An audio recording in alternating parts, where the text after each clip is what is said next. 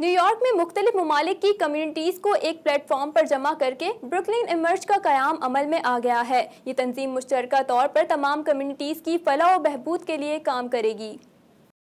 Brooklyn emerge action committee نے باقاعدہ press conference میں بروکلن میں مقیم پاکستانی، انڈین، ترکش، بنگالی، عربی کمیونٹی سمیت تمام کمیونٹی کو ایک جگہ اکٹھا کرنے کے لیے بروکلن ایمرج تنظیم کے قیام کا اعلان کیا۔ اس موقع پر بروکلن ایمرج ایکشن کمیٹی کے ممبر ہارون رشید، صاحبزادہ شبیر احمد اور زکریا خان نے کہا کہ یہاں بہت سی تنظیمیں کام کر رہی ہیں، لیکن ہم چاہتے ہیں کہ مذہب، قومیت، رنگ و نسل کی تفریق سے بالاتر ہو کر تمام امیگرینٹس کو ایک جگہ جمع کر کے انہیں با اختیار بنانا جائے۔ یہاں پہ بہت سی ہماری تنظیمیں ہیں،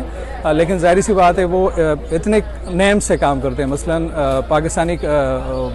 کمیونٹی یا یمنی کمیونٹی یا دوسرے جتنے بھی ہمارے ہیں۔ مقصد ہمارا یہ ہے کہ یہاں پہ ہم ایسا کام کریں کہ جس میں مذہب، رنگ، نسل، نیشنلٹی اس طرح کی کوئی بھی بات نہ ہو۔ ہمارے کچھ مقاصد میں سے ایک مقصد ایجوکیشن کے لیے کام کرنا، امیگرینٹ کمیونٹی کے لیے کام کرنا۔ بروکلن ایمرج کا جو سب مختلف ہم پروجیکٹ پہ کام کریں گے تو ہمارا ایک یہ بھی ہے کہ ہم اویئرنیس پیدا کریں اور موبلائزیشن کمیونٹی میں پیدا کریں۔ اس موقع پر ظہیر الدین اور سردار ساجد سوار نے کہا کہ تمام کمیونٹیز کو ایک پلیٹ فارم پر اکٹھا کر کے سب کی بہتری کے لیے کام کرنا چاہتے ہیں۔ بروکلن ایمرج کا سب سے امپورٹنٹ حصہ یہ ہے کہ ہم کمیونٹی کو جس بھی طرف سے ہم ہیلپ کر سکیں، ہم کوئی بھی طریقے سے ہیلپ کریں، ورنہ وہ افریقن امریکن ہوئے، یمنی ہوئے، انڈین ہوئے۔ ایز اے کمیونٹی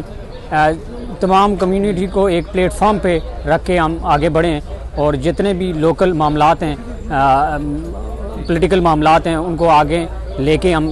تمام کمیونٹی کو ساتھ میں ملا کے ہم آگے چلیں۔ بروکلن ایمرج ایکشن کمیٹی کا کہنا ہے کہ مختلف کمیونٹی کی تنظیمیں اپنے اپنے پلیٹ فارم سے جو کمیونٹی کی فلاح و بہبود کے لیے جو بھی جد و جہد کر رہی ہیں وہ جاری رہنی چاہیے، لیکن ہم سب کی بہتر نمائندگی، مسائل کے حل اور یکساں حقوق کی دستیابی کے لیے ضروری ہے کہ ہم سب مل کر ایک پلیٹ فارم پر کام کریں۔